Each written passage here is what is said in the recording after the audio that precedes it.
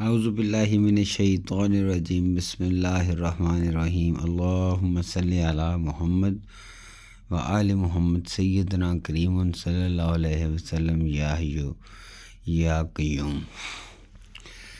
اچھا جی دوستو، آپ کا دوست حکیم احسن علی آج آپ کے پاس میں ایک ٹاپک کو لے کر آیا ہوں جو کہ میں اپنی نوٹ بک پہ نوٹ کرنے کا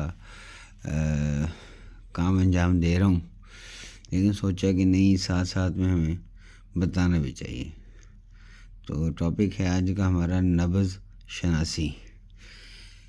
طب یونانی میں مریض کی حالت سمجھنے اور مرض کی تشخیص کے لیے سب سے اہم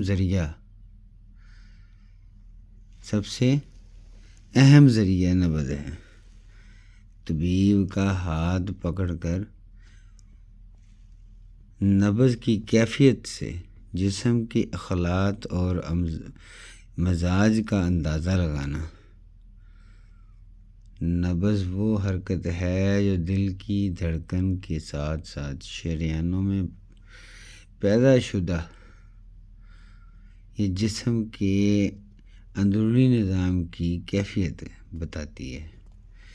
نبض دیکھنے کا طریقہ کار بڑا آسان ہے، اگر تھوڑی سی محنت کی جائے تو بندہ بڑے اچھے طریقے سے اسے سیکھ سکتا ہے۔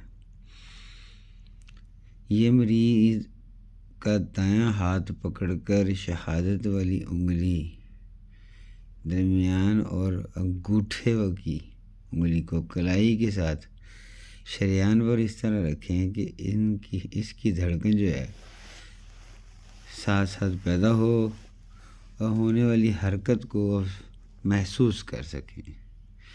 مریض کو سکون کی حالت میں ہونا چاہیے، دوڑنے، مشقت یا غصہ وغیرہ کر کے فوراً بعد نبض چیک نہ کریں۔